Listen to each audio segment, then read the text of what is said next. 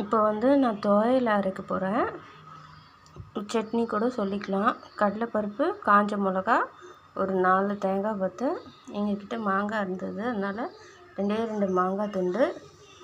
அப்புறம் இது வந்து புளியங்காய் இருக்கும் இல்லைங்களா, புளிய மரம், அதோட துளிர், இலையோட துளிர் அது. இதை வச்சு ஒரு நல்ல கொஞ்சம் புளிப்பாக காரமாக ஒரு சட்னி அரைக்க போகிறேன். சாப்பாட்டுக்கு போட்டு சாப்பிட்லாம், நம்ம சப்பாத்தி, தோசை எல்லாத்துக்கும் சாப்பிட்லாம்.